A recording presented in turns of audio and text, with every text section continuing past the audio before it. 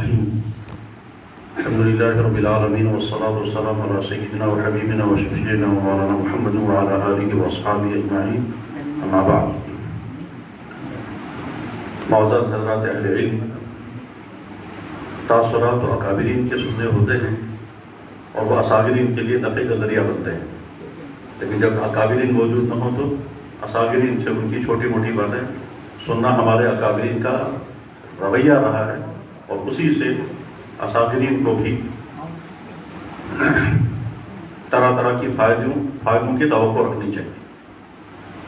حضرات، اگر یہ سوال کیا جائے کہ اسلام کے سامنے علمی اعتبار سے کیا کیا میدان سامنے رکھتے ہیں، تو جواب آئے گا کہ اہل علم کے سامنے حفاظت اسلام، اشاعت اسلام، تنفیذ اسلام، اور چوتھے نمبر پر تحقیق اسلام۔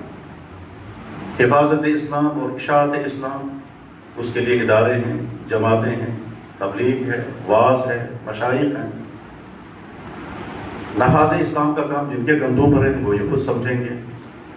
تحقیق اسلام کے معنی شاید یہ ہو سکتے ہیں کہ وہ مسائل جو حل شدہ ہیں مگر نئے دور میں ان کا انتباہ مشکل ہو رہا ہو، یا وہ مسائل جو حل شدہ نہیں ہیں ان مسائل کا حل کرنے کے لیے کچھ منتخب ترین شخصیات سامنے آئیں اور وہ اس اہم ترین کام کو اپنے کندھوں پر لیں۔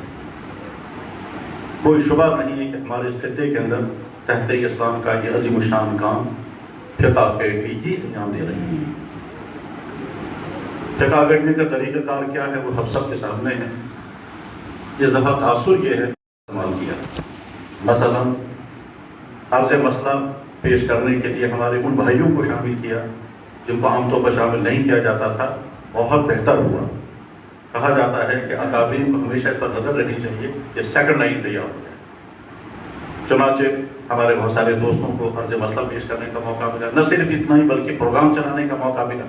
جیسے ہمارے رفیق محترم مولانا رحمۃ اللہ صدر جی کا پروگرام چلا رہے تھے، اسی طرح سے دوسرے افراد، تو ایک نئی چیز محسوس ہوئی اور بہت بہتر۔ موضوعات کے انتخاب کے سلسلے میں اکیڈمی کے بیدار مغز، زمانہ شناس اور دین کے تقاضوں کا بھرپور احساس رکھنے والے اکابرین نے جو مظاہرہ فرمایا ہے وہ قابل تبلیغ اور قابل تحسین۔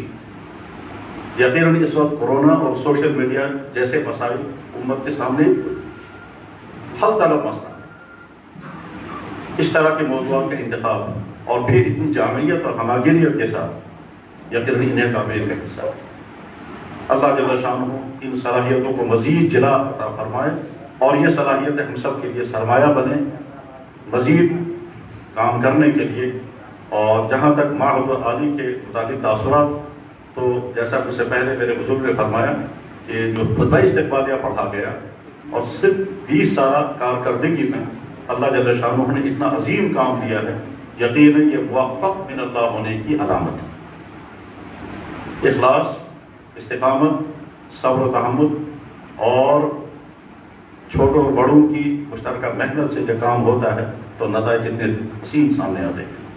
اللہ جل شانہ فقہ اکیڈمی کے اس کارواں کو رواں دواں بلکہ مزید رونقوں کے ساتھ آگے بڑھائے، اور اگلے جو تقاضے امت کے سامنے آنے والے ہیں تحقیق دین کے میدان میں، اللہ جل شانہ کے اکابرین کے ذریعے سے وہ تمام تقاضے پورے کرائے، اور قدم قدم پر جن جن چیزوں کی ضرورت ہے اللہ غیب سے ان تمام چیزوں کا انتظام فرمائے۔ بس انہی ٹوٹی پھوٹی باتوں کو پر میں اپنے اختتام کرتا ہوں۔ وآخر دعوانا الحمدللہ۔